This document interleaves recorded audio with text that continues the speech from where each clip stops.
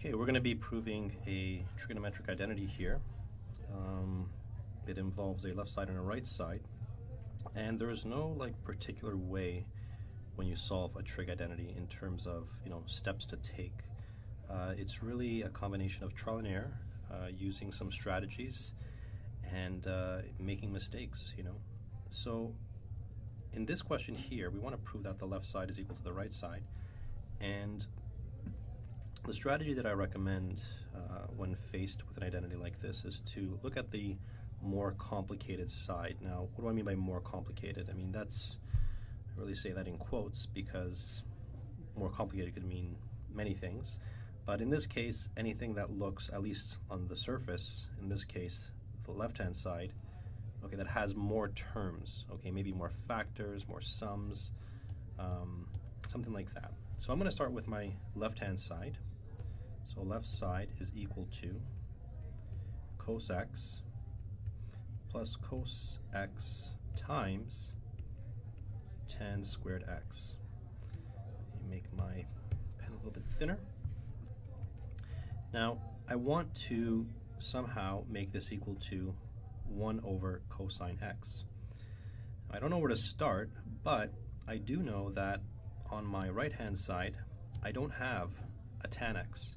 So if I can somehow change that and kind of undo or get rid of that tan, I'm kind of on my way there.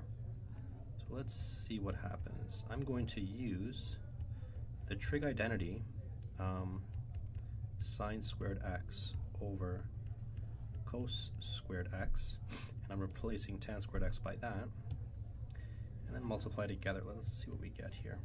So I get cos x plus cos x times sine squared x, and that is all over cos squared x. And here's using some looking ahead a little bit. Notice that the right hand side only has one fraction. Here I have two. So I'm going to combine them together by multiplying the top and the bottom, and I'll do that in red,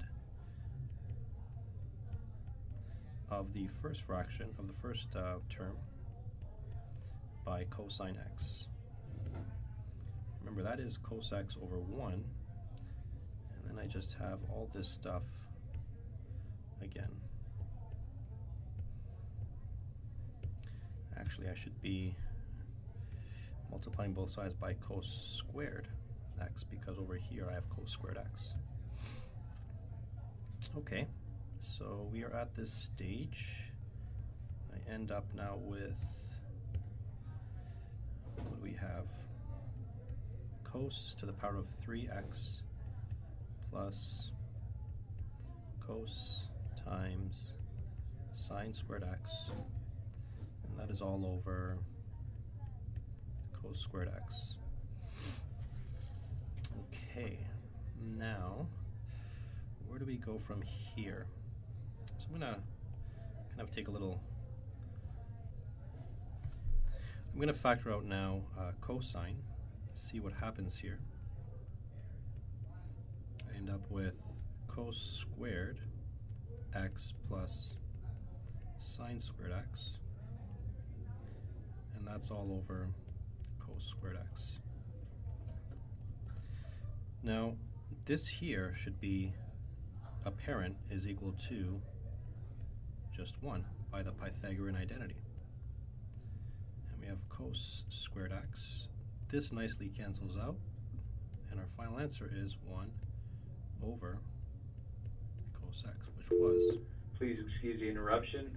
Lacrosse practice today at lunch has been canceled. Lacrosse practice today has been canceled. Players, please check in with Mr. Grada sometime today. Thank you. So we have this equal to the right side.